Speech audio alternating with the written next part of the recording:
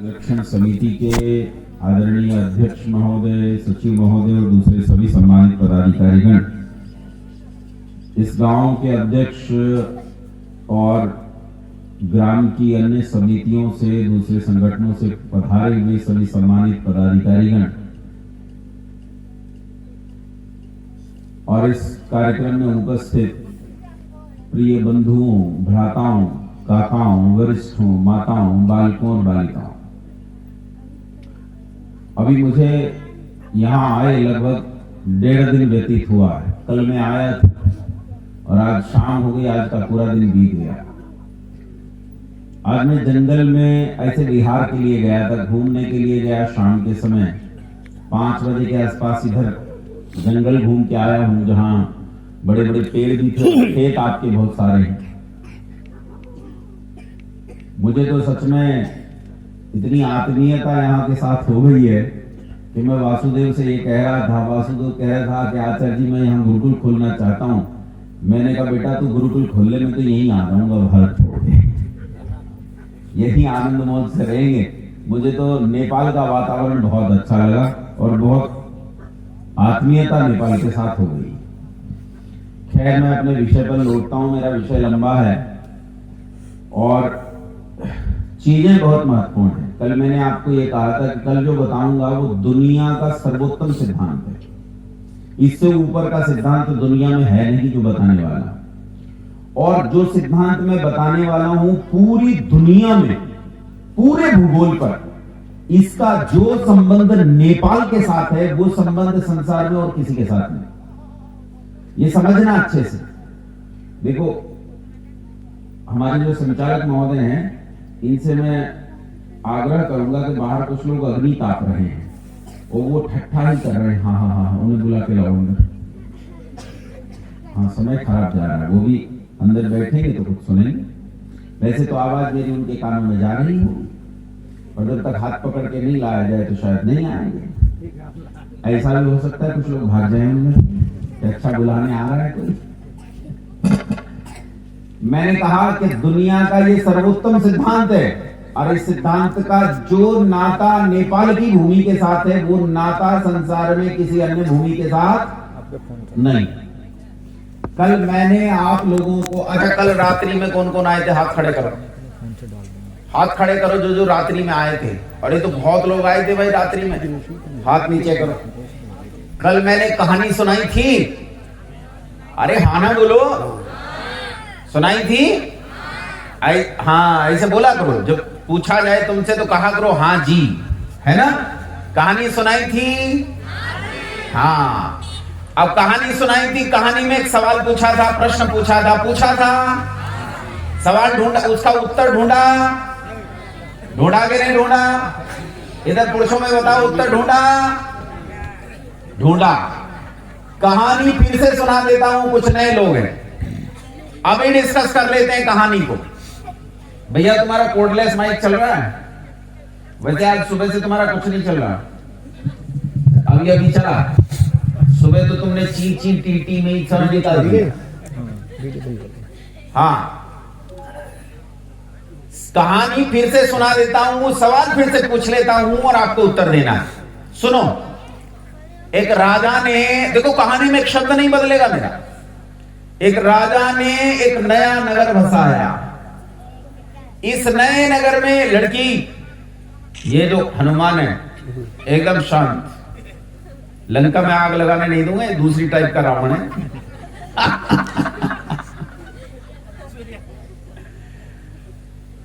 एक राजा ने एक नया नगर बसाया। इस नए नगर में नई सड़कें, उद्यान, पार्क, औषधालय, विद्यालय, चिकित्सालय बनाए, नई सड़कें बनाई, नए भवन बनाए और बनाकर प्रजा को रहने के लिए दे दिया। कुछ दिन बाद राजा ने पाया कि लोगों ने सड़कों को तोड़ दिया है, अस्पताल, औषधालय, चिकित्सालय सब नुकसान पहुंचाया है, यहां तक के जिन भवनों में रहते थे उन्हें भी क्षति पहुंचाई। यह सब देखकर राजा ने अपने सिपाहियों से कहा कि जिसने ऐसा किया है उसको पकड़कर कारागार में डाल दिया जाए। सिपाहियों ने ऐसा ही किया। जिसने ऐसा किया था उसको पकड़कर कारागार में डाल दिया गया। अगले दिन जब इनकी पेशी दरबार में हुई, इन्हें दरबार में प्रस्तुत किया गया, बुलाया गया, तो इन्होंने राजा से हाथ जोड़कर कहा कि राजा, आखिर हमारा क्या अपराध है, क्या दोष है, हमें क्यों कारागार में डाला गया। कहानी समाप्त। प्रश्न यह था कि राजा ने न्याय किया अथवा अन्याय किया। और समस्या यह थी कि मैंने कल न्याय वाले के साथ भी बहस की थी और अन्याय वाले के साथ भी बहस की थी। तुम लोग घर गए थे, मुझे पता नहीं तुम उत्तर ढूंढ के लाए हो कि नहीं लाए, लेकिन उम्मीद करता हूं कि आप लोगों ने दिमाग लगाया, उत्तर ढूंढ के लाए होंगे। अच्छा एक काम करो, थोड़ा आगे किसको पीछे बैठने में दिक्कत हो रही, नहीं लोगों को अगर इधर ये देखो बीच में जगह, खिसक जाओ, सहयोग करो, खिसको, अरे खिसको थोड़ा आगे, खिसको।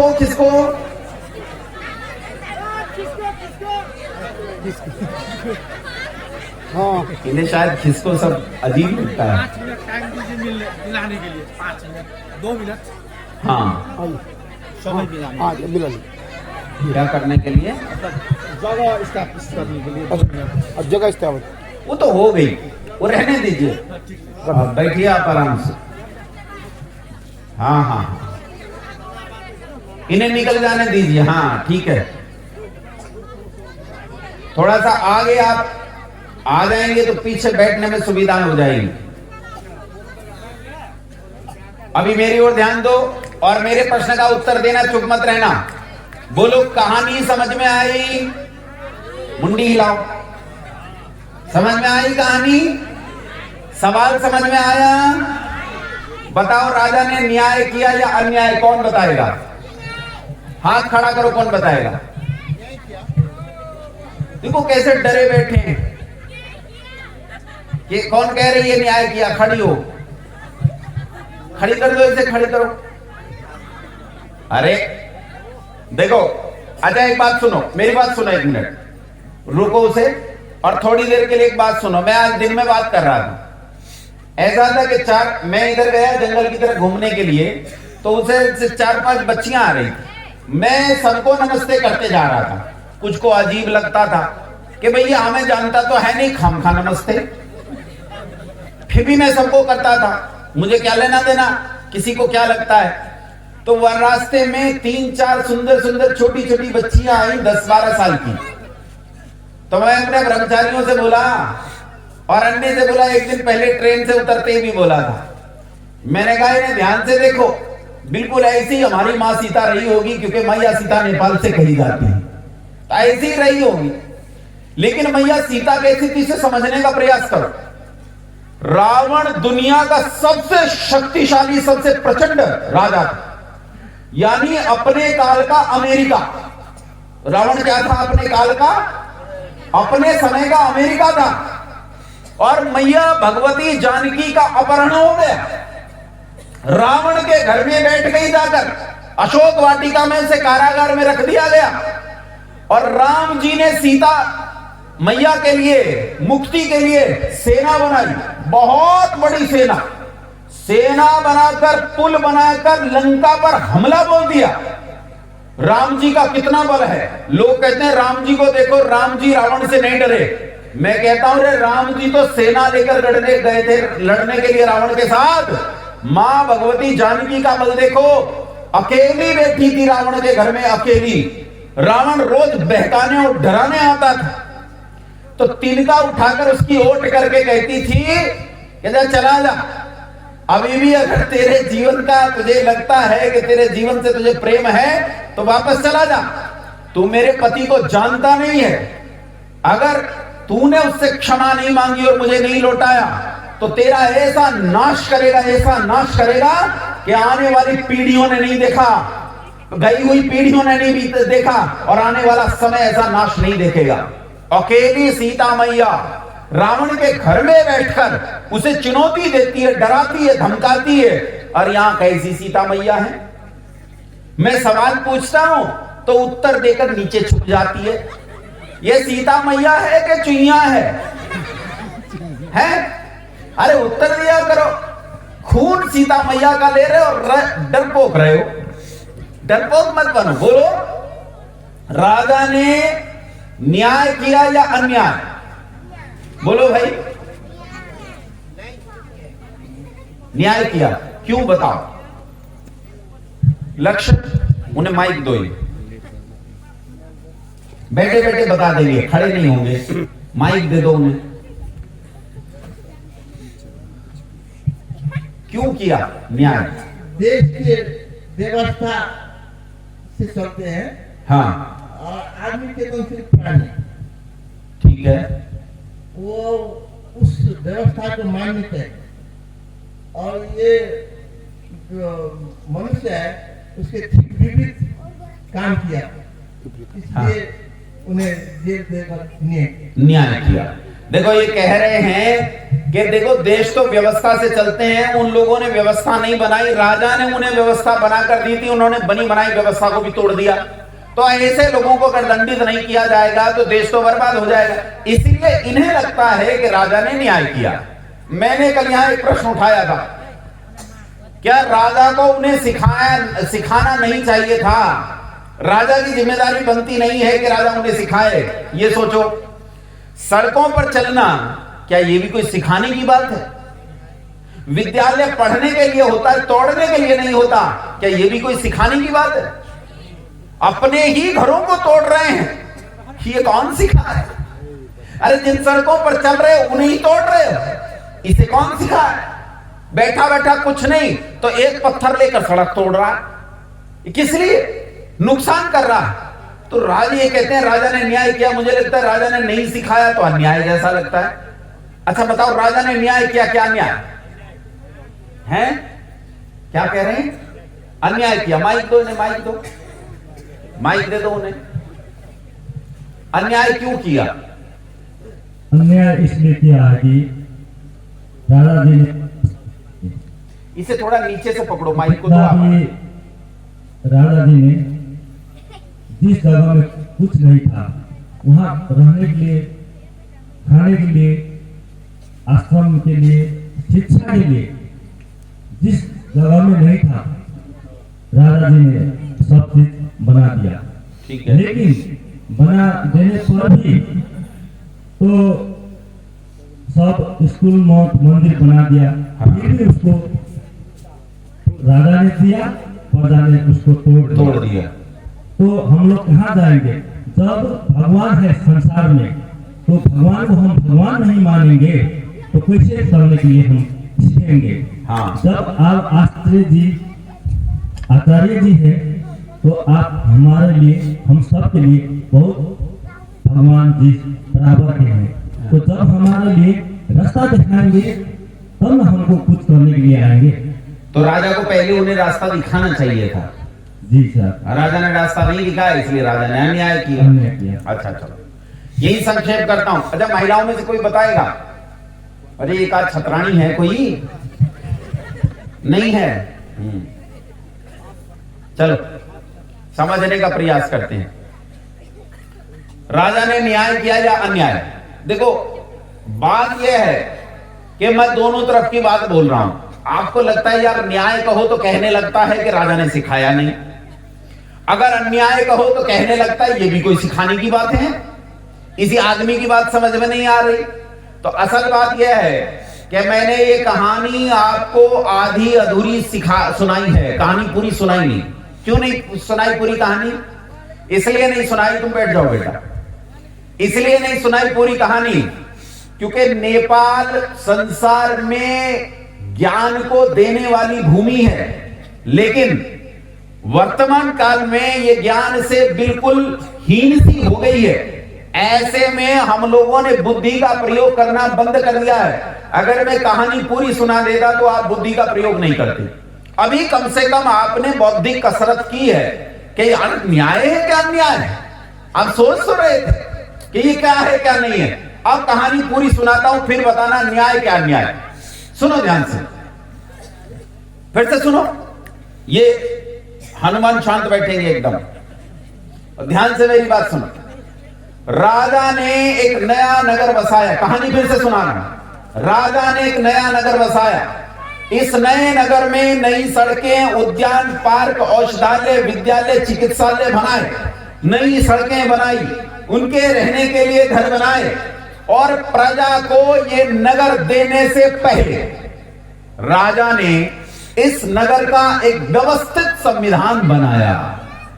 राजा ने इस नगर की एक निश्चित नियमावली, एक निश्चित शिक्षा तैयार की और प्रजा को इस शिक्षा, इस नियमावली, इस संविधान के साथ यह नगर दिया और कहा इस नगर में जो इस शिक्षा के अनुकूल बरतेगा वो सुख पाएगा और जो इस शिक्षा, इस संविधान का उल्लंघन करेगा उसे इसी संविधान के अनुकूल दंड दिया जाएगा।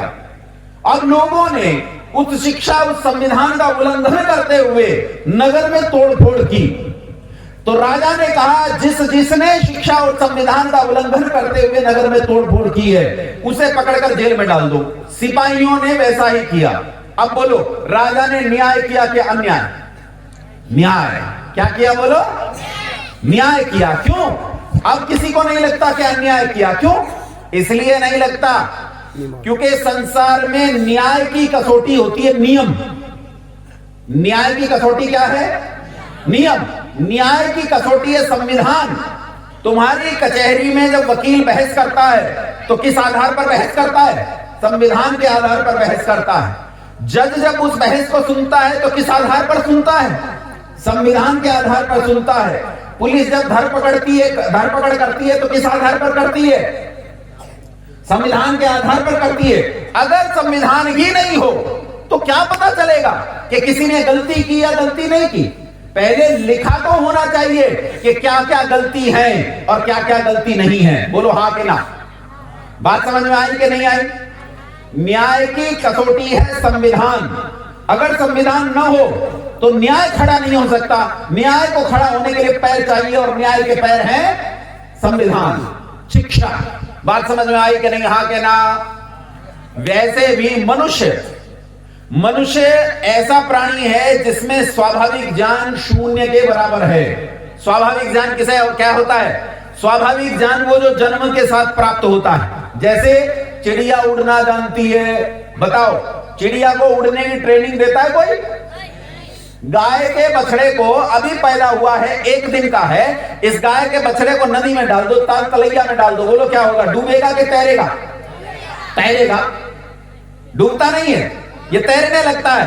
क्यों? इस बछड़े को किसने तैरना सिखाया? ये इस जानकारी को लेकर पैदा हुआ है। दुनिया के, संसार के सारे पशु पक्षियों में कुछ न कुछ जानकारी उनके भीतर होती है। इसी जानकारी को हम स्वाभाविक ज्ञान कहते हैं। लेकिन कुछ जानकारी जो हम यहीं रहकर जुटाते हैं उसे हम नैमित्तिक ज्ञान कहते हैं। उसे हम क्या कहते हैं? बोलो, नैमित्तिक ज्ञान। बस तो बाद में रख दो, अभी बैठ जाओ। उसे हम नैमित्तिक ज्ञान कहते हैं जो हम सीखते हैं और जिसे सीखना नहीं पड़ता उसे स्वाभाविक ज्ञान कहा जाता है। अच्छा, मनुष्य के पास स्वाभाविक ज्ञान क्या है? बोलो। तैरना जानता है? अरे हाँ ना बोल पड़ो। पैदा होते ही है? उड़ना जानता है? नमस्ते करनी जानता है? नहीं जानता। नमस्ते करना भी सिखाना पड़ता है। कल पंडित जी ने नमस्ते जी खूब गीत सुनाया और अभी तक मैं ही नमस्ते कर रहा हूं सबको। मुझे किसी ने नमस्ते नहीं की। नमस्ते करना भी सिखाना पड़ता है। मनुष्य का बालक तो बिना सिखाए कुछ भी नहीं सीखता। मनुष्य का बालक बिना सिखाए कुछ भी नहीं सीखता। इसे तो नमस्ते तक करना भी सिखाना पड़ता है। इसीलिए बिना शिक्षा के मानव को कुछ ही दे दो, ये तोड़फोड़ करेगा। बोलो हाँ कि ना? इसीलिए मानव को शिक्षा और संविधान की जरूरत है। बात समझ में आई? अब ये तो मैंने एक छोटे से राजा की बात की। अब आपको एक ऐसे राजा के पास लेकर चलता हूं जो सारे अखिल ब्रह्मांड का एक ही राजा है, अपनी अनंत महिमा से एक ही विराजमान राजा है, जिसके जैसा संसार में दूसरा कोई नहीं है। न भूतो न भविष्यति, न कोई था, न कोई है, न कोई होगा। उसके जैसा राजा कोई नहीं। अच्छा, कौन है वो राजा? अरे बोलो, जो सारे संसार का अकेला राजा है, कौन है वो?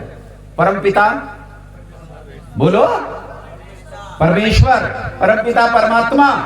ईश्वर वो सारे संसार का एक ही अकेला राजा है, सो सारे संसार पर शासन करता है।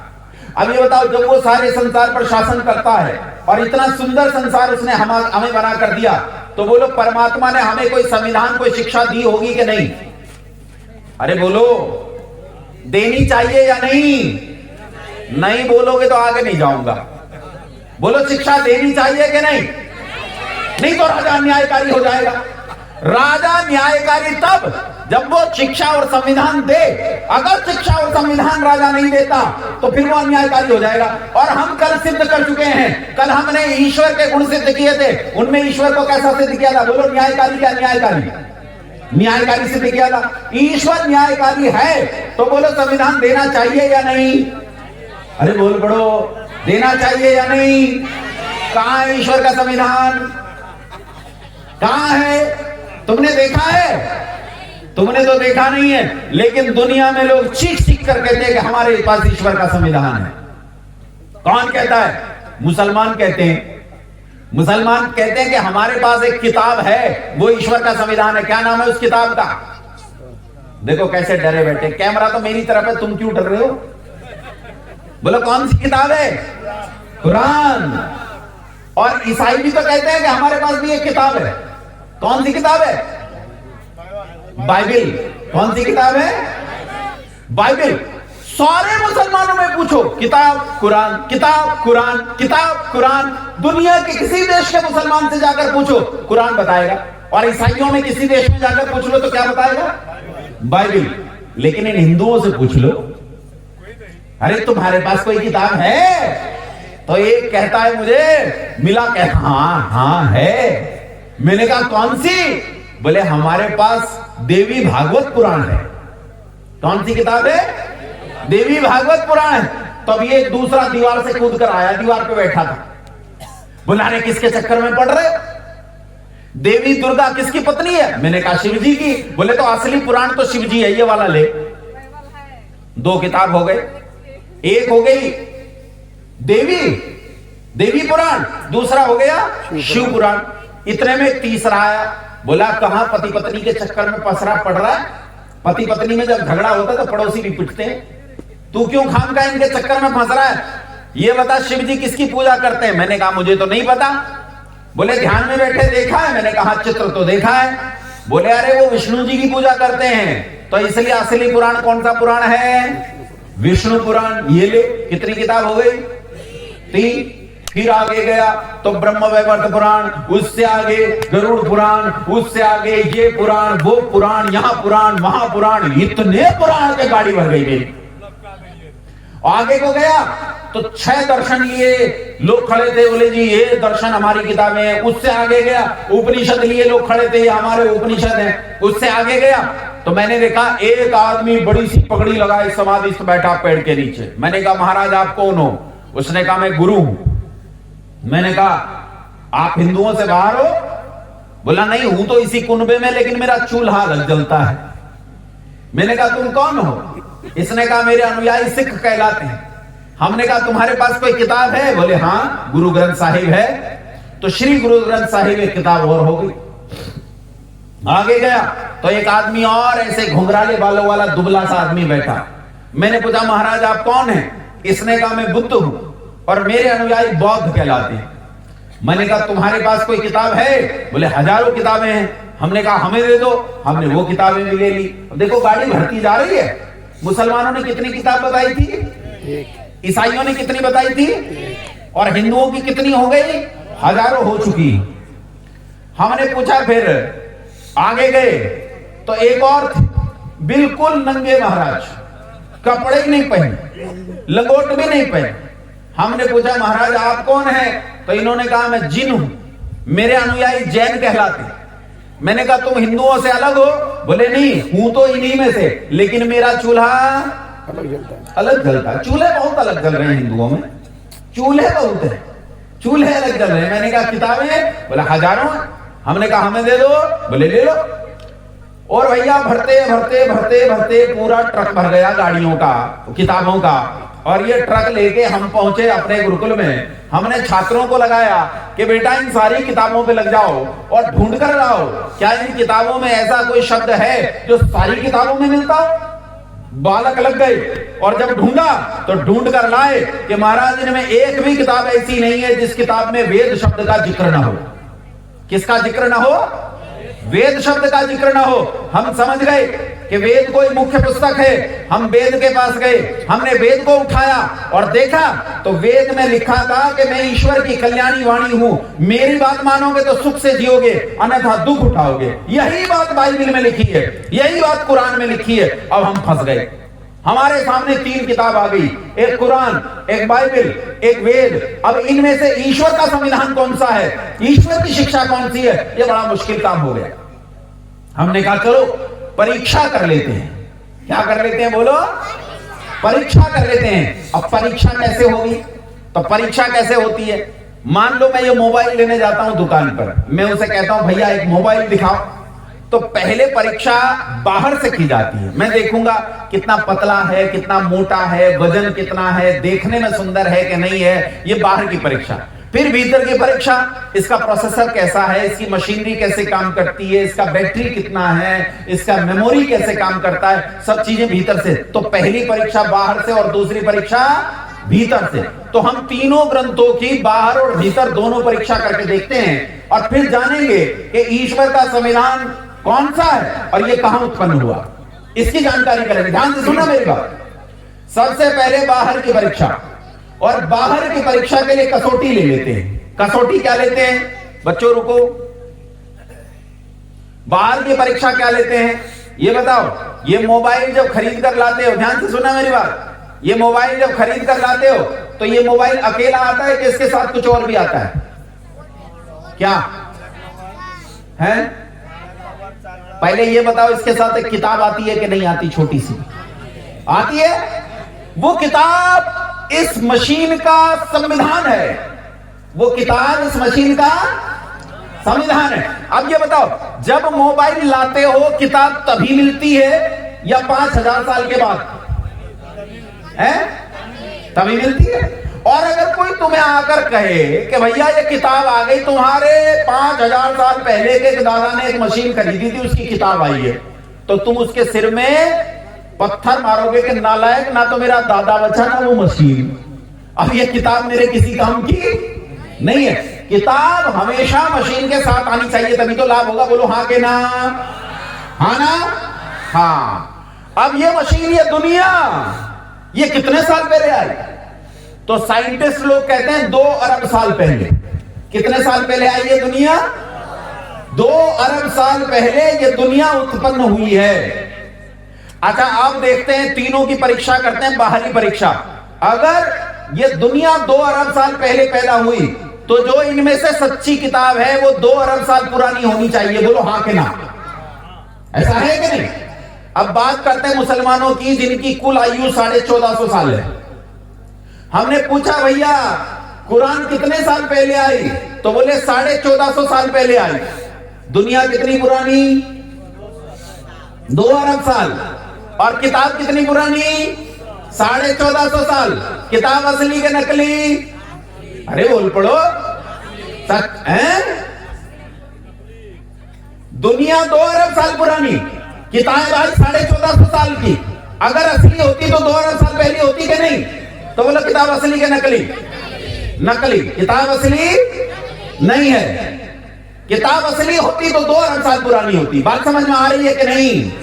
मेरी हिंदी समझ में आ रही है? अब चलते हैं बाइबल के पास। बाइबल 2000 साल पुराना।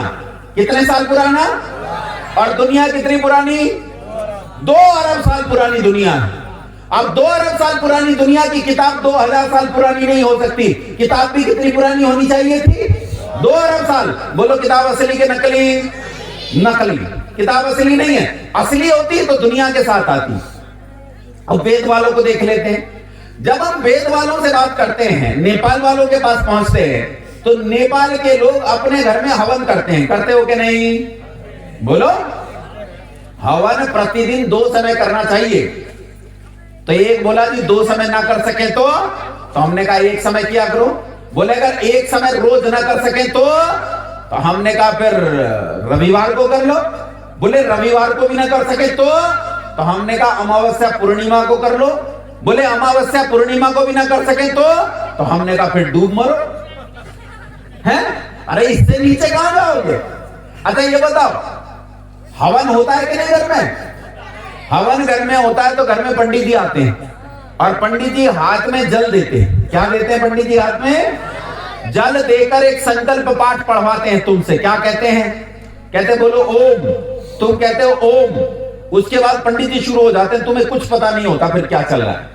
फिर पंडित जी कहते हैं ओम तत्सत् श्री ब्रह्मणो द्वितीय प्रवरार्धे वैवस्वते मनमंतरे अष्टाविंशतितमे कलियुगे कलि प्रथम चरणे एको वृंदः षण्णवति कोटयोस्तव लक्षाणि त्रिपञ्चाशत् सहस्राणि चतुर्विंशत्याधिकशत संवत्सरे उत्तरायणे या दक्षिणायणे अमुक ऋतौ अमुक मासे अमुक पक्षे अमुक तिथौ अमुक वासरे। और फिर कहते जम्बूद्वीपे आर्यावर्ते नेपाल देशस्य अमुक प्रांतस्य अमुक जनपदे अमुक व्यक्ति के अमुक जिसका भी नाम होगा उसके नाम में षष्ठी लगा के और फिर कहते हैं इसके गृह देव यज्ञ क्रियते और कहते जल नीचे छोड़ दे। ये जो संकल्प पाठ आया, इस संकल्प पाठ में गिनती आई। क्या गिनती है? गिनती है 1,96,08,53,124 साल हमें यज्ञ करते हो गए। मैंने पूछा पंडित जी तुम्हें कैसे पता चला कि इतने साल हो गए? तुम्हारी उम्र तो 40 साल है।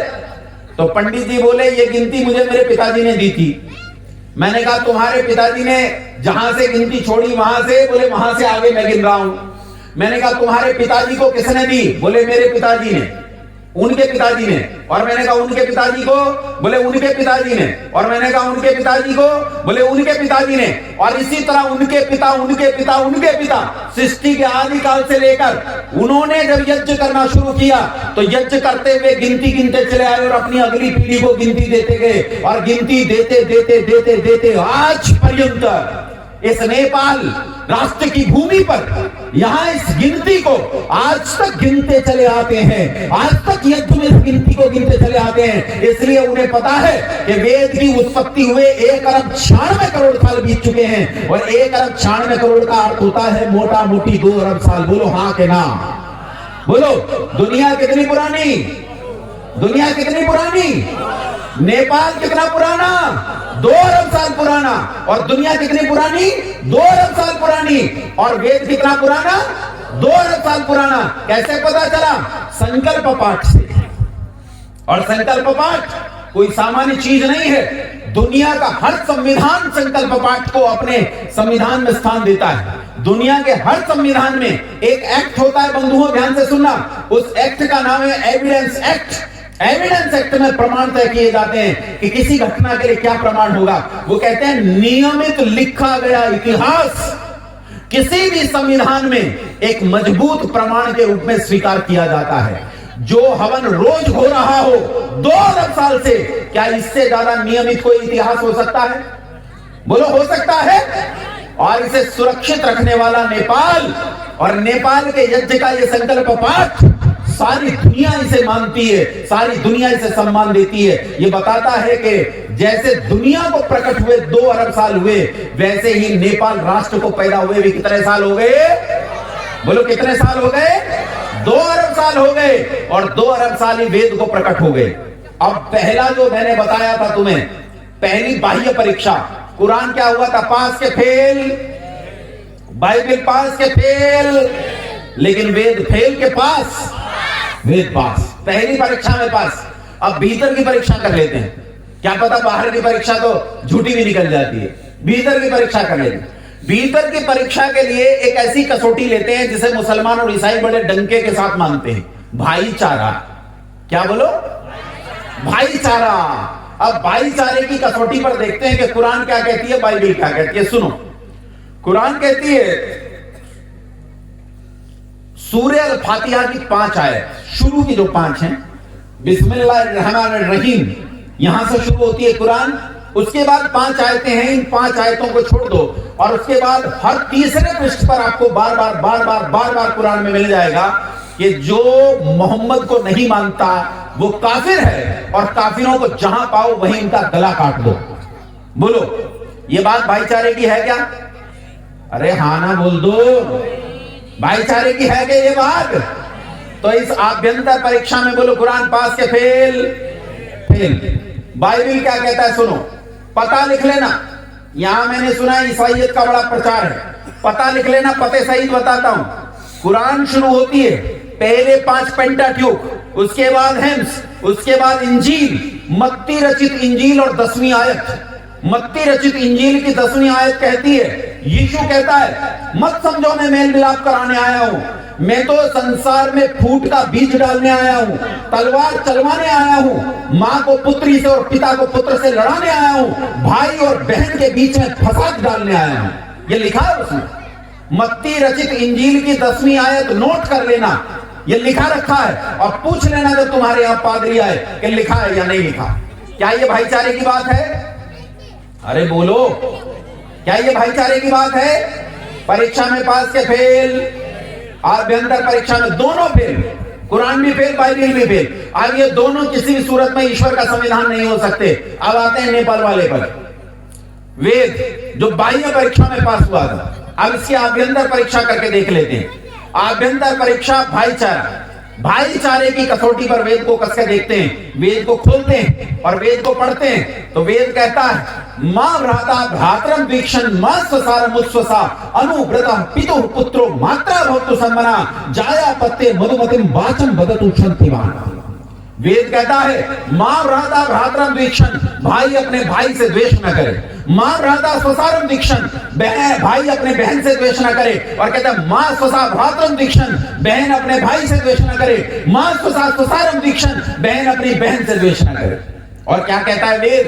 कहता है अनुव्रतः पितुः पुत्रो, बालक अपने पिता के अनुव्रती होवे, यानी पिता ने जो कह दिया उसे मानने वाले, उसका पालन करने वाले बालक बने, जो उत्तम व्रत है उनके लिए। और हमारे यहां तो ये चला आया। बोलो चला आया कि नहीं आया? अरे मैं जहां नेपाल में बैठा हूं, मेरा तो ननिहाल है, मेरे तो मामा का घर है, मैं मामा के घर में आया हूं। लेकिन जिस घर से आया हूं वहां एक बात चलती है, रघुकुल रीति सदा चली आई, प्राण जाए पर वचन न जाए। अरे दशरथ ने कहा कि प्राण जा सकते हैं लेकिन वचन नहीं जाएगा। और पुत्र ने 14 साल जंगल में दुख के बिताकर अपने पिता के व्रत को पूरा किया। बोलो हाँ के ना? किया कि नहीं किया? कैसे पुत्र होते थे? अनुव्रतः पितुः पुत्र। और कहते हैं क्या कहते हैं? मात्रा भवतु सम्मना, मां के एक समान मन वाले बालक, पिता के तो व्रत पूरा करने वाले और मां के एक समान मन वाले आज भी होते हैं। यहीं देख लो अपने यहां एक बच्चा होता है छोटा सा, 3 साल का 4 साल का, मां किसी के घर गई, अपने बच्चे को भी साथ ले गई। जिनके यहां गई, इन बहन जी को शांत करो, रोको रोको, इन्हें रोको, बहन जी को रोको रोको। अरे सबसे आगे बैठी हो, यहीं चीटिंग चल रही है, यहां बात नहीं करनी, ध्यान से सुनो। एक मां अपने बच्चे को लेकर किसी के यहां गई और जिनके यहां गई उन्होंने खूब सारे लड्डू, पेड़े, मेवे, फल, दूध सब मेज पर रख दिया। बच्चे का बड़ा मन है इस सब को खा जाने का, लेकिन बच्चा खाता नहीं है। किसकी तरफ देखता है? बोलो किसकी तरफ देखता है? अपने मां की आंख में देखता है। मां की आंख में ना लटकी है और दुनिया में इस भाषा को कोई नहीं समझ सकता। यही समझ सकता है कि अभी मेरी मां नहीं चाहती कि मैं खाऊं। जिसके घर गया है वो खिलाना चाहती है, लेकिन तब भी किधर देखता है? मां की आंख में। फिर वो क्या करती है? जिनके घर गया है वो लड्डू उठा के इस बच्चे के हाथ में देना चाहती, तो हाथ पीछे बांध लेता है और किधर देखता है? मां की आंख में। अच्छा, वो लड्डू को उठा के इसके मुंह में देना चाहती है, दांत बंद कर लेता है और देखता किधर है? मां की आंख में। अचानक इसकी मां की आंख में लटकी हुई ना हां में बदल जाती है। और इस भाषा को भी दुनिया में कोई नहीं समझ सकता। इस भाषा को यही समझता है। जैसे ही वो ना हां में बदलेगी, फिर देखो ये हनुमान इस लंका को कैसे उजाड़ता है। अब अगर इस मेज पर कुछ भी सुरक्षित रह जाए, सब खा देगा, सब बर्बाद कर देगा, अब तो किसी के लिए नहीं छोड़ेगा। ये कहता है मात्रा भवतु सम्मना, मां के एक समान मन वाले बालक हों। आज भी होते हैं हमारे लिए। और क्या कहते हैं? जाया पत्ते मधुमती। ध्यान से सुनना माताओं, क्या कहते हैं? जाया, जाया मतलब पत्नी, जाया मतलब पत्नी, पत्ते मधुमती, पति के साथ मीठी वाणी में बात करने वाली हो। पत्नी कैसी होनी चाहिए? पति के साथ मीठी वाणी में बात करने वाली। तुम करती हो कि नहीं? देखो कई ने सिर झुका लिया, बोले मैं तो नहीं करती है, मैं तो सिर फोड़ दूं अगर उल्टा चले मुझसे, है ऐसे। लेकिन वेद कहता है कि पत्नी को क्या करना चाहिए? पति के साथ कैसी वाणी में बात करे? मीठी। अच्छा, पति फिर गड़बड़ बोला, पत्नी फिर मीठा बोली, पति फिर गड़बड़ बोला, पत्नी फिर मीठा बोली। कितनी देर गड़बड़ बोलेगा? कितनी देर? अरे वो बेचारा तो वैसे सरेंडर किए पड़ा है, तुम एक बार मीठा बोल पड़ो, पूरा सरेंडर, वो कुछ करेगा ही नहीं। और पति का कर्तव्य क्या है? पति को ये नहीं कहा कि तू लाठी उठा ले, पति को कहा है कि अगर गृहस्थ की परेशानियों से परेशान होकर पत्नी का माथा गर्म हो भी जाए तो पति का कर्तव्य क्या है? तो कहा पहले पत्नी की बात को धीरज से सुने और सुनकर विचार करे, उसके बाद मीठाई बोले। कैसा बोले? अच्छा, पहले पत्नी मीठा बोली, फिर पति मीठा बोला। बोलो झगड़ा होगा? बोलो झगड़ा होगा? और ये जो रोज तलाक हो रहे हैं, ये होंगे क्या? नहीं होंगे अगर वेद की बात मान ली जाए। वेद कहता है भाई भाई से द्वेष ना करे, बहन बहन से द्वेष ना करे, बालक पिता के आज्ञाकारी हो, मां के एक समान मन वाले हो, पति पत्नी से और पति पत्नी से कभी भी कड़वा ना बोले, आपस में दोनों मीठा बोले। बोलो अगर ये 3 बात पूरी दुनिया में लागू कर दी जाए, कहीं झगड़ा होगा? अरे बोल पड़ो, कहीं झगड़ा होगा? कोई विवाद होगा? भाईचारा होगा कि नहीं होगा? इस अभ्यंतर परीक्षा में भी वेद फेल के पास। पहली परीक्षा में भी पास हुआ था, वो पहली में फेल दोनों। ये दूसरी परीक्षा में भी पास और वो दोनों दूसरी में भी फेल, और ये इसमें भी पास हो गया। तो बोलो वेद ईश्वर का संविधान हो सकता है या नहीं? अरे हो सकता नहीं, वेद ही ईश्वर का संविधान है, और वेद के अलावा संसार में ईश्वर का दूसरा कोई संविधान। 1000 परीक्षा कर लो, 1000 परीक्षाएं कर लो, 1000 परीक्षाएं, पता चल जाएगा कि वेद ही। अच्छा देख लो, ये बताओ कुरान किस भाषा में है? अरबी में। अरबी बोलने पढ़ने वालों के लिए सरल और बाकी दुनिया के लिए मुश्किल। और बाइबल कौन सी भाषा में है? अंग्रेजी भाषा में। तो अंग्रेजी बोलने पढ़ने वालों के लिए सरल और बाकी दुनिया के लिए मुश्किल। तो ये तो अन्याय हो गया। ईश्वर अगर न्यायकारी है तो सबको सबकी भाषा में देता, अन्याय हो गया। अब वेद किस भाषा में? बोलो है? वेद किस भाषा में? वेद है देववाणी संस्कृत में। किस भाषा में? बोलो। और देववाणी संस्कृत दुनिया के किसी देश में नहीं चलती, सबके लिए एक जैसी, कहीं कोई पक्षपात नहीं है, कहीं कोई पक्षपात नहीं। विज्ञान की कोटि पर कसकर देख लो, विज्ञान की कोटि पर कसकर देख लो, सच है कि नहीं है? हमने पूछा भैया दुनिया कैसे बनी, तो बाइबल और कुरान वाले कहते दोनों भाई भाई हैं, एक ही बात कहते हैं। दुनिया कैसे बनी? मेरी बात सुनो, बात नहीं करनी माता, मेरी बात सुनो ध्यान से। दुनिया कैसे बनी इस बारे में बाइबल और कुरान एक ही प्रकार की बात कहते हैं। क्या कहते हैं? वो कहते हैं कि दुनिया को अल्लाह ने 6 दिन में बनाया। कितने दिन में बनाया? 6 दिन में। पहले दिन ये बनाया, दूसरे दिन ये बनाया, तीसरे दिन ये बनाया, चौथे दिन सूरज बनाया। मैंने कहा तेरा अल्लाह मूर्ख। बोला क्यों मूर्ख? मैंने कहा रे 4 दिन तक अंधेरे में बैठा रहा, चौथे दिन सूरज बनाया। अगर इसे थोड़ी भी बुद्धि होती तो सबसे पहले क्या बनाता और रोशनी में बैठ के काम करता। ये अंधेरे में बैठा काम करता रहा, इसीलिए तुम्हारा पजामा छोटा रह गया और कुर्ता लंबा हो गया। टोपी ऐसी बुनी कि उसमें छेद ही छेद, ना गर्मी रुके ना सर्दी रुके, ना ओस रुके ना धूप रुके। अगर सूरज सबसे पहले बनाया होता तो ऐसी गड़बड़ी नहीं होती। ये विज्ञान है इनका। वेद क्या कहता है? वेद कहता है ऋतं च सत्यं च विधातकसोऽध्य जाय ततो रात्र जाय ततः समुद्रो अर्णवः समुद्रादर्णवादरी संवत्सरो अजाय अहो रात्राणि विदधत् विश्वस्य विशतो वशी। कैसे बनाया? कहते हैं पहले ईश्वर की प्रेरणा से परमाणु प्रेरित हुए, परमाणुओं से मिलकर स्थूल परमाणु बने, उन स्थूल परमाणुओं से अणु बने, अणुओं से पदार्थ बने, पदार्थांतर से अलग अलग चीजें बनी, और फिर संसार में ग्रह नक्षत्र आदि प्रकट हुए। बोलो विज्ञान है कि नहीं है? बोलो है कि नहीं है? इतनी ही कसौटी कसकर देख लो, वेद ही ईश्वर का संविधान है, और वेद के अलावा संसार में ईश्वर का दूसरा कोई संविधान बोलो नहीं है।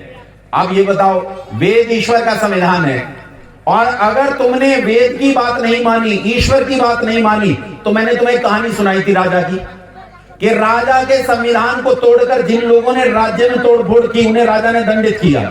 तो अगर तुम ईश्वर के संविधान को तोड़कर राज्य में तोड़फोड़ करोगे भगवान के, तो बोलो दंडित किया जाओगे कि नहीं?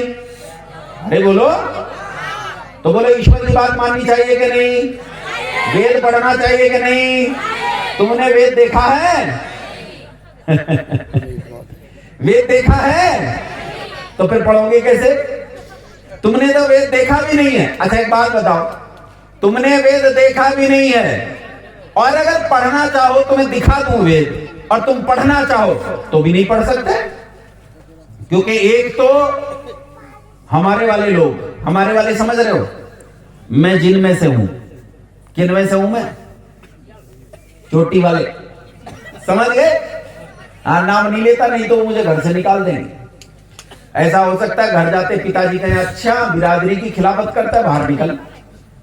है वो क्या करते हैं, वो लोगों को डरा देते हैं। डरा कर क्या कहते हैं? कहते हैं एक आदमी ने कहा जी, एक आदमी अमेरिका से चलकर आया और बिल्कुल यहीं पहुंच गया बिहार बॉर्डर पर, बिल्कुल यहीं, बस बॉर्डर पार करते ही नेपाल था। उसने एक आदमी से पूछा कि भैया मुझे नेपाल जाना है। तो कहते नेपाल, नेपाल जाएगा? आदमी डर गया, यार 10 दिन में तो यहां तक पहुंचाऊं, और ये अभी कह रहा नेपाल जाएगा। फिर पूछा कहां से आया? उसने कहा जी मैं अमेरिका से हूं। बोला अमेरिका से आया और नेपाल जाएगा? उस आदमी ने सोचा भैया नेपाल ऐसी जगह है जहां जाया नहीं जा सकता, वहीं से वापस चला। बस ऐसे डराते हैं। कोई कहता है वेद, मैं वेद देखना, चलो वेद देखेगा। वेद, आदमी डर जाता, भैया ना दिखा, इतनी खतरनाक चीज है तो ना दिखा, वेद देखेगा, ऐसे डरा देते। वेद को कहते हैं, वेद तो हाथियों का वजन है, वेद तो ऊंटों का वजन है, वेद को ऊंटों का और हाथियों का वजन बताया जाता है। वेद को न जाने क्या क्या कहते हैं। वेद को तो शंखासुर नाम का राक्षस उठा के ले गया, और कहते हैं शंखासुर ने पाताल के नीचे जाकर छिपा दिया, लेकिन वो वेद अब मिलता ही नहीं है क्या? हाँ देखो, जिस वेद को शंखासुर राक्षस उठा के ले गया था, और जो हाथियों का और ऊंटों का वजन है, उसे हमारा वासुदेव एक हाथ में उठा लाया। ये रहा वेद। बोलो भारी है क्या? बोलो, देख लो वेद। इस वेद में संस्कृत में इस प्रकार से ऋचाएं होती हैं। बीच में ऐसे लोग भी चले जो कहने लगे स्त्री शूद्रोण धीरता, कि स्त्री और शूद्र को वेद देखने का अधिकार नहीं है। अगर देख ले तो उसकी आंख फोड़ दो, अगर सुन ले तो उसके कान में शीशा भर दो। ये गुंडे बदमाश थे जिन्होंने ऐसा कहा। वेद तो मनुष्य मात्र के लिए है, मानव मात्र के लिए ईश्वर की कल्याणी वाणी है। वेद प्रत्येक के लिए है। अरे यत्र नार्यस्तु पूज्यन्ते रमन्ते तत्र देवता, जहां नारियों की पूजा होती है वहां देवता निवास करते हैं, ऐसा ऋषि मुनियों ने कहा है। इसलिए ये वेद है। वेद में ऐसे ऋचाएं होती हैं, और वेद ऐसा नहीं है कि वेद को हाथी और ऊंटों पर उठाया जाए। ये तो एक हाथ पर उठाया जा सकता है, इतना होता है। वेद होते हैं 4। कितने होते हैं बोलो? कितने वेद होते हैं? ये केवल एक वेद दिखाया आपको, ऐसे ही समझ लो 4 होते हैं। तो 4 वेद में पहला वेद होता है ऋग्वेद। बोलो मेरे पीछे पीछे बोलो, ऋग्वेद। अरे नहीं, इधर बोल नहीं रहे कोई भी, बोलो ऋग्वेद। ऋग्वेद को कहते हैं ज्ञान कांड। क्या कहते हैं? और इसमें होते हैं मोटा मोटी 10,000 मंत्र। एग्जैक्ट नहीं बता रहा ताकि तुम्हें याद रह जाए, पूरा बता रहा हूं, एक राउंड फिगर में बता रहा हूं, क्योंकि इसमें कुछ मंत्र द्वित हो जाते हैं, उससे मंत्रों की संख्या में इधर उधर होता है। इसलिए तुम मोटा मोटा याद रखो कि ऋग्वेद में 10,000 मंत्र होते हैं। कितने मंत्र होते हैं ऋग्वेद में? 10,000। दूसरा वेद होता है यजुर्वेद। बोलो, ना आवाज नहीं आई मुझे। दूसरा वेद कौन सा होता है? यजुर्वेद। यजुर्वेद को कहते हैं कर्म कांड। क्या कहते हैं यजुर्वेद को? तीसरा वेद होता है सामवेद। बोलो, सामवेद को कहते हैं उपासना कांड। क्या कहते हैं? यजुर्वेद और सामवेद दोनों में 2-2 हजार मंत्र हैं। 10 और 4 कितने हो गए? 14,000। और आखिरी वेद होता है, अंतिम वेद होता है अथर्व वेद। अथर्व वेद में 6,000 मंत्र होते हैं। 14 और 6 20,000 मंत्रों का ये ईश्वरीय संविधान, ये ईश्वरीय शिक्षा आज भी जस की तस हमारे बीच में है। ना कोई शंखासुर उठा के ले गया है, ना ये हाथियों का वजन है, ना ऊंटों का वजन है। हमारे आलस्य और प्रमाद के कारण हमसे दूर हुआ है, दूसरा कोई कारण नहीं है। अगर आलस्य और प्रमाद को उठा के एक और रख दो तो यही वेद फिर से तुम्हारी अपनी वस्तु हो जाएगी और तुम सारे संसार के फिर से सिरमौर राजा हो जाओगे, यदि इस वेद को जान लो। ये वेद संसार में जहां प्रकट हुआ उस भूमि का नाम यही नेपाल और तिब्बत का इलाका है। इसी तिब्बत और नेपाल के इलाके में वेद प्रकट हुआ था और यहीं से सारे संसार में गया और आज सिमट कर फिर से वापस इतने से ही हिस्से में रह गया है। इसमें भारत और मिला लो। ये 3 क्षेत्रों में रह गया है, अन्य स्थानों पर लगभग लुप्त प्राय हो गया है। अब अगर वेद को मैं तुम्हें दे दूं तो बोलो वेद पढ़ लोगे? अरे बोलो, तुम उस भाषा को जानते ही नहीं हो तो क्या खाक पढ़ोगे? और अगर तुमने नहीं पढ़ा तो बोलो वेद की आज्ञाओं का उल्लंघन होगा कि नहीं होगा? होगा। और वेद की आज्ञा का उल्लंघन हुआ तो सर्वशक्तिमान परमपिता परमात्मा के दंड से बच पाओगे? नहीं बच पाओगे। तो कैसे पढ़ोगे वेद? वेद पढ़ने का एक उपाय मैं तुम्हारे लिए कर देता हूं। जानना चाहते हो वेद? जानना चाहते हो वेद कैसे पढ़े? जानना चाहते हो? हाथ खड़े करो, कौन कौन जानना चाहते हैं कि मैं वेद जानना चाहता हूं कि वेद में क्या लिखा है। माताएं तो बिल्कुल नहीं जानना चाहती, सब मुसलमानी बैठी है। हाथ खड़े करो, हाथ खड़े करो। वेद वाले घर से सीता मैया की संतान कौन कौन है? हाथ खड़े करो। हाँ, हाथ नीचे करो। और दरवाजे में ताला लगा दो भाई, अब कोई नहीं जाएगा यहां से। अच्छा, दरवाजा ही नहीं है, ताला कहां से लगेगा? दरवाजा ही नहीं। लेकिन एक आदमी खड़ा कर दो ताले जैसा, जो किसी को जाने नहीं दे। अब माताएं ध्यान से सुनो, जो बीच बीच में तुम्हारे पटाखे से छूटते हैं ना, जाती रहती हो एक एक, अब कोई जाएगी नहीं। लड़की, ये जो लक्ष्मीबाई बैठी है सामने ही है, नियुक्ति कर रहा हूं, अब कोई नहीं जाएगी, ठीक है? इस कथा के बीच में यही बैठेगी। जानो कि हम वेद को कैसे समझ सकते हैं, वेद को समझने का क्या उपाय है। ध्यान से सुनना मेरी बात, सीधे होकर बैठो, कमर गर्दन से सीधे करो, सीधे करो और मेरे साथ 3 बार ओम का उच्चारण करो। आंखें बंद करो, कमर गर्दन से सीधे, हथेलियां ऐसे गोद में रखो। मेरे साथ 3 बार ओम का उच्चारण करो।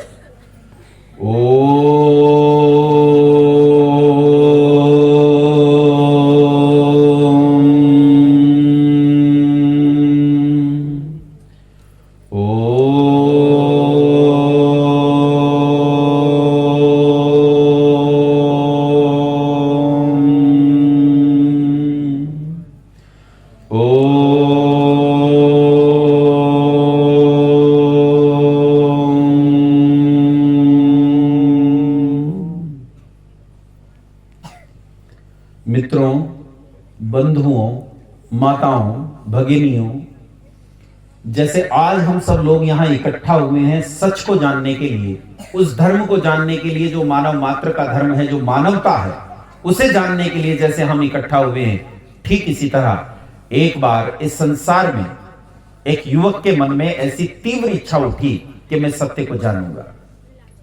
यह लड़का जब इसके मन में इच्छा उठी कि मैं सत्य को जानूंगा तो ये छटपटाहट से भर गया। और एक बार जब ये 22 वर्ष का हो गया तो इसी छटपटाहट के भीतर इसने अपना घर छोड़ दिया। जो घर इसने छोड़ा था, मेरी बात ध्यान से सुनना, 22 वर्ष की उम्र में जो घर इसने छोड़ा था वो घर कोई सामान्य घर नहीं था। वो घर धन धान्य से भरा हुआ था। इसके पिता का बहुत बड़ा जमींदारा था, लेकिन सारे जमींदारे को लात मारकर ये वहां से भाग खड़ा हुआ। 22 साल का ये युवक दौड़ पड़ा कि मैं सत्य को जानूंगा, और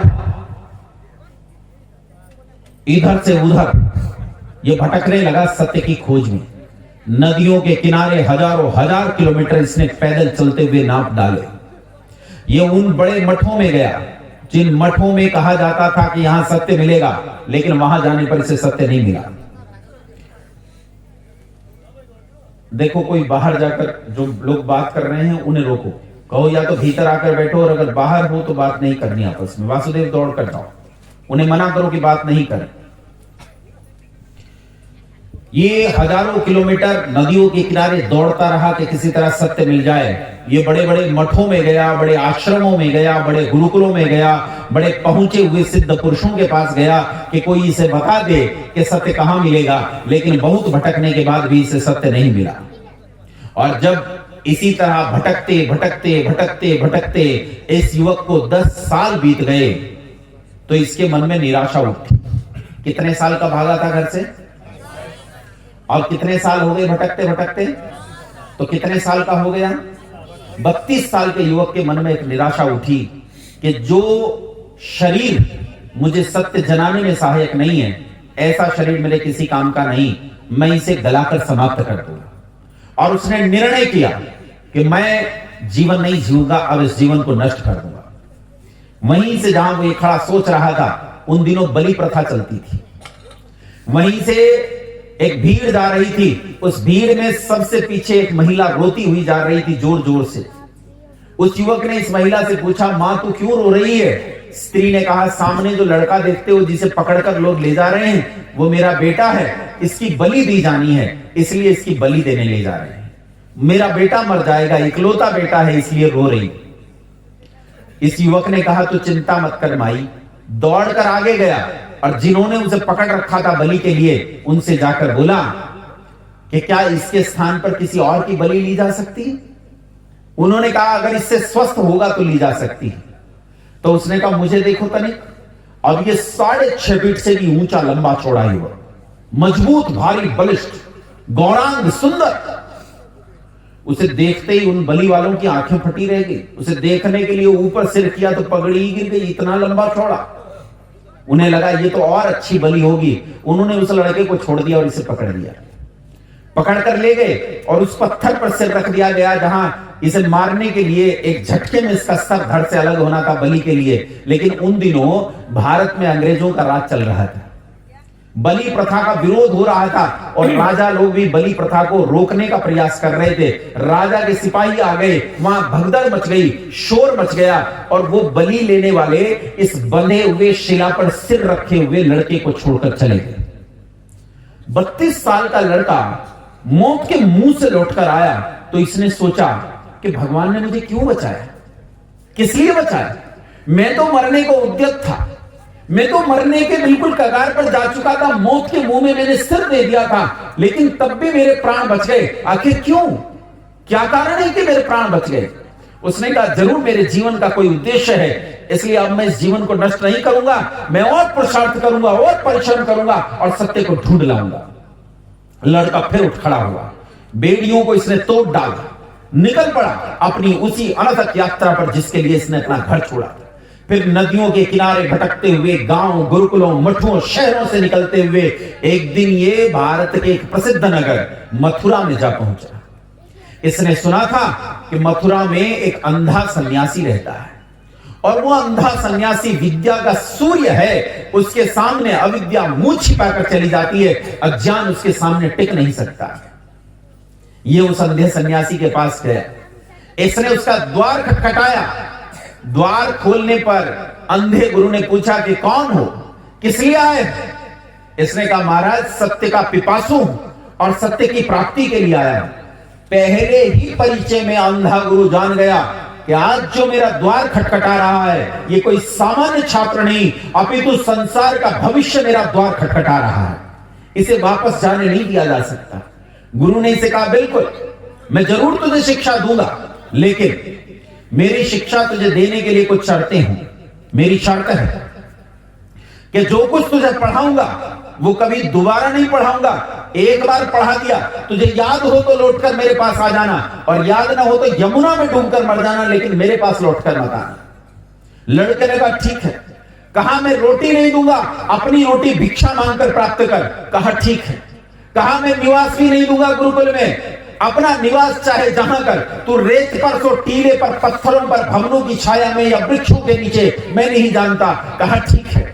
कहा इस गुरुकुल में तुझे कोई सुविधा नहीं मिलेगी। कहा ठीक है, सब कुछ स्वीकार है, लेकिन मुझे सत्य चाहिए गुरुजी, मैं सत्य जानना चाहता हूं, मैं विद्या चाहता हूं। गुरु ने इसकी लगन को देखा और इसे पढ़ाना शुरू किया। जब इसने पढ़ना शुरू किया तो केवल एक लगन, केवल एक इच्छा कि मैं सत्य जानूंगा, सत्य मुझसे छिप नहीं सकता, बच नहीं सकता। इसने अनथक परिश्रम किया, दिनों रात एक कर दिए। दिन में कोई धुन नहीं, रात्रि में कोई धुन नहीं, जीवन का कोई लक्ष्य नहीं, केवल एक लक्ष्य, केवल एक उद्देश्य, मैं सत्य को सूर्य सा ढूंढ कर लाऊंगा, संसार के सामने उद्भासित करूंगा कि सत्य क्या है। लगा रहा निरंतर, एक एक मिनट, एक एक क्षण इसने लगा दिया। और वो विद्या जिसे लोग 36 वर्ष में जान पाते हैं, माफ करना गलती हो गई मुझसे, वो विद्या जिसे लोग 36 जन्मों में जान नहीं सकते, उस विद्या को इस युवक सन्यासी ने केवल 3 वर्ष में पूरा कर लिया। केवल 3 वर्ष में। ये अद्भुत था, ये विलक्षण था, इससे पहले आज तक ये कोई कर नहीं पाया। केवल 3 वर्ष में जब विद्या पूर्ण हुई तो हमारे यहां विद्या पूर्ण होने पर एक प्रक्रिया थी कि अपने गुरु को क्या देते थे? गुरुदक्षिणा देते थे। इसके गुरुकुल में गुरुदक्षिणा का पर्व है। बहुत सारे विद्यार्थियों की विद्या पूर्ण हुई थी, सबके अपने घर द्वार थे, माता पिता थे, गए और दक्षिणा लिया। कोई गोल लाया, कोई वसन लाया, कोई अन्न लाया, कोई स्वर्ण लाया, कोई कुछ लाया, कोई कुछ लाया, सबके पास था। लेकिन ये तो 15-16 साल पहले अपना घर छोड़ चुका। न घर के लोग इसे जानते हैं, न ये घर वालों को जानता है।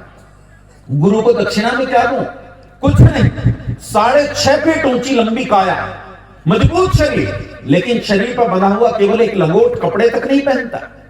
हाथ में एक 8 फीट की लाठी, दूसरे हाथ में कमंडल भिक्षा के लिए। इसके अलावा इस ब्रह्मचारी के पास कुछ नहीं। गुरु को दूं तो क्या दूं? मेरे पास तो कुछ भी नहीं। इसे बहुत निराशा होने लगी। क्या करूं? कहां जाऊं? कहां से दक्षिणा लाऊं? दौड़कर एक व्यापारी, एक श्रेष्ठी के पास गया और श्रेष्ठी से जाकर इसने प्रार्थना की कि मैं अपने गुरु को दक्षिणा देना चाहता हूं, लेकिन गुरु को देने के लिए मेरे पास दक्षिणा नहीं। कृपा कर मुझे एक मुट्ठी लौंग दे दीजिए, मेरे गुरु को लौंग बहुत प्रिय है। व्यापारी ने दया कर एक मुट्ठी लौंग इसे दे दिए। एक मुट्ठी लौंग मिलते इसे ऐसा लगा जैसे तुझे संसार का राज्य मिल गया। वहां से उछलता हुआ, प्रसन्न होता हुआ ये गुरुकुल जा पहुंचा। मेरे पास भी गुरु को देने के लिए दक्षिणा है। सब विद्यार्थियों ने अपनी अपनी दक्षिणा दी और देते जाते इसकी भी बारी आई, और इसकी बारी आने पर इसने वो एक मुट्ठी लौंग अपने अंधे गुरु के हाथ पर रख दी। हाथ पर लौंग का स्पर्श पाते ही अंधे गुरु समझ गए कि आज तक जीवन में प्राप्त सबसे योग्य विद्यार्थी ने दिए हैं केवल एक मुट्ठी लौंग। और गुरु का चेहरा उतर गया, गुरु उदास हो गए। गुरु ने कहा कि अरे तू जानता है, मैं जब 12 वर्ष का था तो मेरे नेत्र की ज्योति चली गई। उसी समय मैं अंधा हो गया, लेकिन अंधे रहते ही मैंने विद्या को प्राप्त किया है। सोच कितना परिश्रम किया होगा।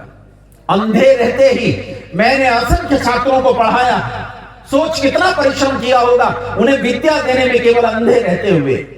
और मैंने पूरे जीवन में जितना परिश्रम किया है, ये समझ ले कि तेरे साथ 3 वर्ष में किया गया परिश्रम उस सारे जीवन के परिश्रम से कहीं ज्यादा है।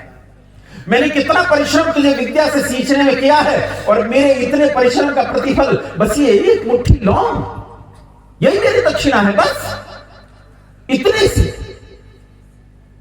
लड़का तो आश्चर्य में डूब गया। उसने सोचा जिस गुरु के जीवन में कभी लालच नहीं देखा, कोई इच्छा नहीं देखी, आज छोटी दक्षिणा मिलने पर ये इच्छा, ये लालच कैसा दिख रहा। वो बोला गुरुजी मेरे पास तो ये एक मुट्ठी लौंग भी नहीं थे, सच जानो। ये एक मुट्ठी लौंग भी किसी से मांग कर लाया हूं। आप तो जानते हो मैं अकिंचन ब्राह्मण हूं, जिसके पास कुछ नहीं। शरीर पर एक लंगोट बांधता हूं, हाथ में एक लाठी रखता हूं, इसके अलावा कुछ नहीं। आपके सिवाय तो संसार में मेरे माता पिता भी नहीं है। आप ही मेरी माँ हो, आप ही मेरे पिता हो। इस गुरु के अलावा मेरे पास संसार में कुछ भी नहीं। मैं आपको गुरु दक्षिणा देना तो सब कुछ चाहता हूं, लेकिन अपने पास कुछ है ही नहीं, तो दूं क्या?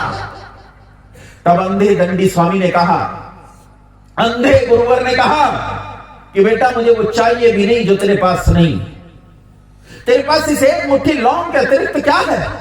इसने कहा गुरुजी कुछ भी नहीं है, इस एक मुट्ठी लौंग के अतिरिक्त अगर मेरे पास कुछ है तो मेरा ये जीवन है, इसके अलावा कुछ नहीं। अंधे गुरु ने कहा यही मेरी गुरुदक्षिणा है, मैं तुझसे गुरुदक्षिणा में तेरा ये जीवन चाहता हूं। इसी गुरुदक्षिणा के लिए मैंने तुझे पल पल प्रतिपल विद्या से सींचा है। देख इस सारे संसार को, इस सारे संसार में आज वेद विद्या का लोप हो चुका है, लोग वेद को भूल चुके हैं, वेद अपनी प्रतिष्ठा खो चुके हैं। मैं चाहता हूं तू अपना जीवन गुरुदक्षिणा के रूप में मुझे दे, पुनः वेद को प्रतिस्थापित कर। जहां धर्म अपना स्थान खो चुका है वहां धर्म को प्रतिस्थापना दे।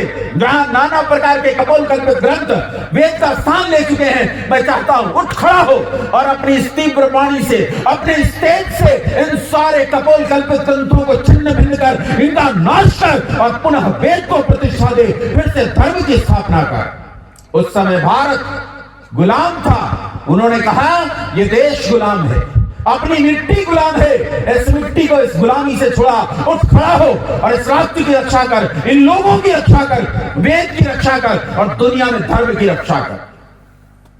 लड़का जो अब तक केवल आश्चर्य में था और गहरे आश्चर्य में डूब गया और उसने सोचा कि मैंने संसार में कितने सुंदर नेत्र देखे, धिक्कार है उन सुंदर नेत्रों पर जो संसार की इस पीड़ा को नहीं देख सकते। मेरा गुरु अंधा है, लेकिन ये कुरूप अंधे नेत्र धन्य हैं जो अंधे होकर भी सारे संसार की पीड़ा देख सकते हैं। युवक ने अपना जीवन गुरुदक्षिणा के रूप में इस अंधे गुरु के चरणों में रख दिया, जिसे दुनिया स्वामी विरजानंद सरस्वती के नाम से जानती है, जिसे लोग अंधा गुरु दंडी स्वामी विरजानंद सरस्वती के नाम से जानते हैं। और ये लड़का उठ खड़ा, निकल पड़ा, फिर से दुनिया में वेद की प्रतिस्थापना करने के लिए निकल पड़ा, फिर से इस दुनिया को वेद के नेत्र देने के लिए निकल पड़ा, फिर से इस दुनिया में धर्म की स्थापना करने के लिए। इस लड़के ने हजारों हजार शास्त्रार्थ किए, इसने शास्त्रार्थों की छड़ी लगा दी। ईसाई, मुसलमान, हिंदू कोई नहीं छोड़ा जिसके साथ इसने शास्त्रार्थ न किए हो, और जहां अधर्म दिखा वहीं इसकी दृष्टि ने उस अधर्म को जला डाला, चारों ओर निकल पड़ा। इसने आपात मस्तक इस भूमि पर विचरण करना शुरू कर दिया। 59 साल की आयु तक ये लड़का जिया। जब तक जिया इसने अपने गुरु को दी हुई इस गुरु दक्षिणा में कभी अनध्याय नहीं आने दिया। इसने अपना जीवन लगा दिया, ये तिल तिल कर जिया, तिल तिल कर मरा, लेकिन इसने अपने गुरु को दी हुई गुरु दक्षिणा का कभी लोप नहीं होने दिया। अंततोगत्वा दुनिया के लोगों ने मिलकर इसे भयंकर कालकूट विष दिया, और उस विष के देने से इसका देहावसान हो गया, इसका बलिदान हो गया। लेकिन मरते हुए इस लड़के ने सोचा कि अगर मैं मर जाऊंगा, सोचो मरता हुआ आदमी क्या चाहता है, जीवन चाहता है, लेकिन यह अनोखा ही था। यह मरता हुआ सोचता है कि अगर मैं मर गया तो क्या मेरे गुरु को दी हुई मेरी गुरुदक्षिणा रुक जाएगी? तो कहता है ना, मैं ऐसा उपाय रच जाऊंगा कि मेरे मरने के बाद भी मेरे गुरु को दी हुई गुरुदक्षिणा का प्रवाह ऐसे ही बहता रहेगा। और तब उसने वेद के सिद्धांतों को निकालकर एक कालजयी ग्रंथ की रचना की, और उस कालजयी ग्रंथ का नाम था सत्यार्थ प्रकाश। वह सत्यार्थ प्रकाश, यह सत्यार्थ प्रकाश नेपाली भाषा में आज हमारे सामने मौजूद है। ये वो सत्यार्थ प्रकाश है जिस सत्यार्थ प्रकाश ने दुनिया के सारे अधर्म के मुंह पर तमाचा मारा। ये वो सत्यार्थ प्रकाश है जिस सत्यार्थ प्रकाश ने अंधे युग में सूर्य सा प्रकाश उत्पादित किया। ये वो सत्यार्थ प्रकाश है जिसने हमारे हाथों से अविद्या और अंधकार की बेड़ियों को काट डाला। ये वो सत्यार्थ प्रकाश है जिसने हर पाखंड, हर अविद्या पर प्रहार किया और दुनिया के सामने सत्य सा सूर्य उद्भासित किया। दुनिया के सामने बड़े बड़े विद्वान, बड़े बड़े दार्शनिकों, बड़े बड़े साहित्यकारों ने इसी सत्यार्थ प्रकाश के बारे में लिखा है कि जब तक संसार में सत्यार्थ प्रकाश मौजूद है, कोई मजहबी अपने मजहब की शिखी नहीं बघार सकता, कोई मजहबी अपने मजहब की शिखी नहीं बघार सकता। यही क्या नाम था उनका, शास्त्री जी का क्या नाम था? अभी तो बता रहे थे मुझे बाहर, हैं शुक्रराज शास्त्री। यही इस नेपाल में शुक्रराज शास्त्री ने लालटेन लेकर इसी सत्यार्थ प्रकाश के माध्यम से घर घर, गांव गांव में अलख जगाई। लेकिन उस काल में उन्हें इसी समाज जागरण के कारण पुरस्कार स्वरूप फांसी मिली, उन्हें फांसी पर चढ़ा दिया गया। लेकिन इस नेपाल को जगाने में उन्होंने कोई कोर कसर नहीं रखी। उनके साथ 4-5 लोग और थे जिन्हें मार दिया गया, फांसी पर चढ़ा दिया गया, लेकिन इस सत्यार्थ प्रकाश के दीवानों की कभी कमी नहीं आई। चाहे वो नेपाल रहा हो, चाहे भारत रहा हो, चाहे मॉरिशस रहा हो, चाहे इंडोनेशिया रहा हो, चाहे युगांडा रहा हो, चाहे ऑस्ट्रेलिया रहा हो, चाहे इंग्लैंड रहा हो, चाहे अमेरिका रहा हो, पूरी दुनिया में सत्यार्थ प्रकाश के दीवानों ने धर्म का प्रकाश करने में कोई कमी नहीं रखी। उन्होंने अपने जीवन का उत्सर्ग कर दिया। इसी दक्षिणा को, जो उनके गुरु की दक्षिणा थी, उसे अंतिम व्यक्ति तक पहुंचाने में। जानते हो ये लड़का कौन था? जानते हो ये लड़का कौन था? जिस लड़के ने इस पूरी दुनिया में वेद को, नेपाल से उत्पन्न हुए इस वेद को पूरी दुनिया के लिए प्रकाशित किया, इस लड़के का नाम था स्वामी दयानंद सरस्वती। क्या नाम था इसका? बोलो, क्या नाम था? स्वामी दयानंद सरस्वती। इन्हीं स्वामी दयानंद सरस्वती को आज हम ऋषि दयानंद सरस्वती कहते हैं। ऋषि दयानंद सरस्वती जैसा व्यक्ति मैंने इतिहास में बहुत पढ़ा है। आपके घर में जितनी सामग्री नहीं होगी ना टोटल, उतनी मेरे घर में पुस्तकें हैं। मैंने बहुत पुस्तकें पढ़ी, लेकिन आज तक मैंने ऐसा जीवन, ऐसा चरित्र नहीं देखा। यह अद्भुत चरित्र है। ऋषि दयानंद सरस्वती कैसा व्यक्ति था जानते हो? कभी कुछ रखता नहीं था, लेता वेता नहीं था किसी से। बंगाल चले गए एक बार, तो बंगाल में बहुत सारे लोग इनकी भाषा से, इनकी बातों से प्रभावित हो गए। और जब प्रभावित हुए तो एक दिन एक व्यक्ति के घर के बाहर से निकले, तो वो इन्हें भीतर लेकर चला गया। और भीतर लेकर गया, इन्हें कहने लगा, महाराज आपको मेरे यहाँ भोजन करना पड़ेगा। दयानंद ने कहा, मैं तो भोजन करता ही नहीं हूं, मैं तो केवल दूध पीता हूं। तो कहा दूध ही पी लीजिए। तो दूध पी लिया, और दूध पीने के बाद उसने कहा, मुझसे आपको कुछ लेना भी पड़ेगा। बोले, बेटा मैं तो किसी से कभी कुछ नहीं लेता, तुझसे लेकर क्या करूंगा? मैं सन्यासी हूं, शरीर पर एक लंगोट बांधता हूं, हाथ में एक लाठी, मेरे पास कुछ नहीं होता। उसने कहा, आप नहीं लिए तो मैं प्राण दे दूंगा, लेकिन आपको कुछ ना कुछ लेकर जाना पड़ेगा। कहा, ये बता तेरी दुकान किस चीज की है?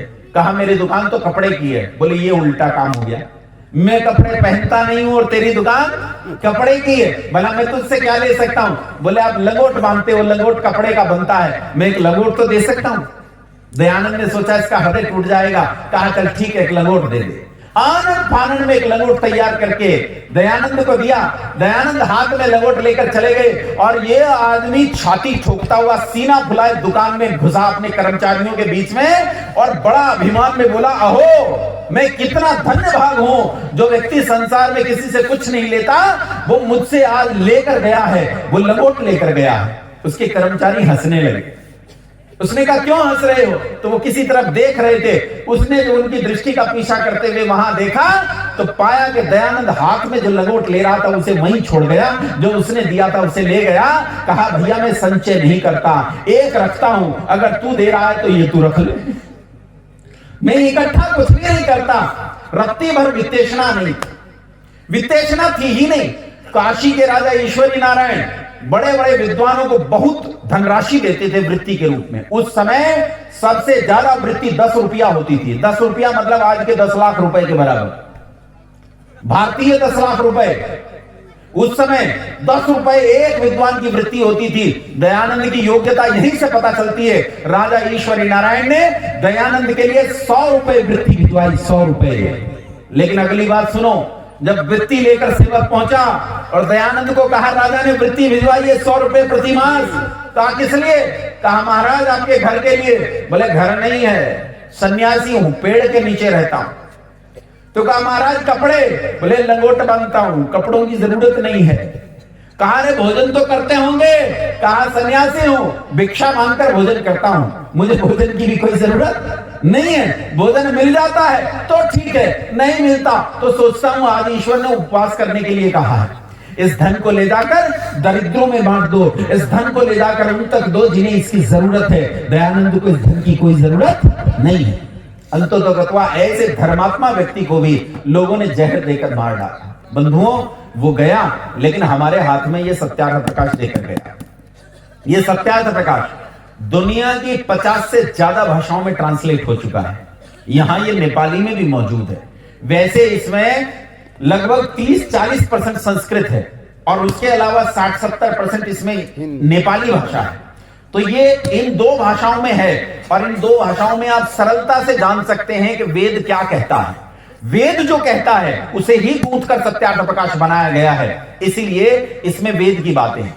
आप वेद को जानना चाहते हो, वेद अभी पढ़ नहीं सकते, तो वर्तमान में तुम्हारे लिए वेद का प्रकाश कौन करेगा? बोलो, अरे बोलो, कौन करेगा?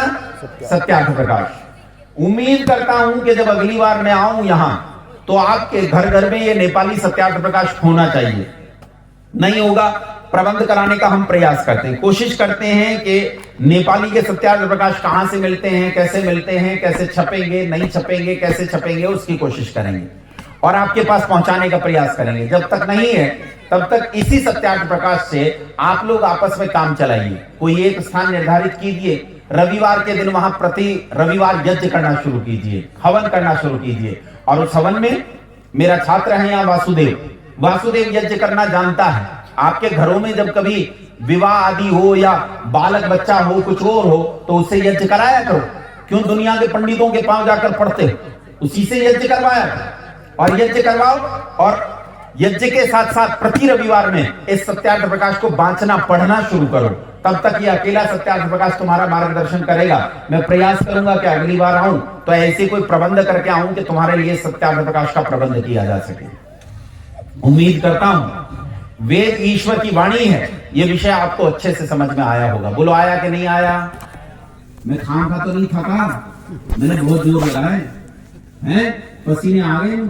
यदि आप घर बैठे ऑनलाइन माध्यम से संस्कृत बोलना सीखना चाहते हैं तो आप हमें दिए गए नंबर पर व्हाट्सएप करें अथवा कॉल करें। हम आपको संस्कृत सीखने की ऑनलाइन कक्षाओं में जोड़ लेंगे। यदि आप संस्कृत सीखने की कोई अच्छी पुस्तक खोज रहे हैं तो भी आप हमें दिए गए नंबर पर व्हाट्सएप करें। हम आपको संस्कृत सीखने की अच्छी पुस्तक उपलब्ध कराएंगे।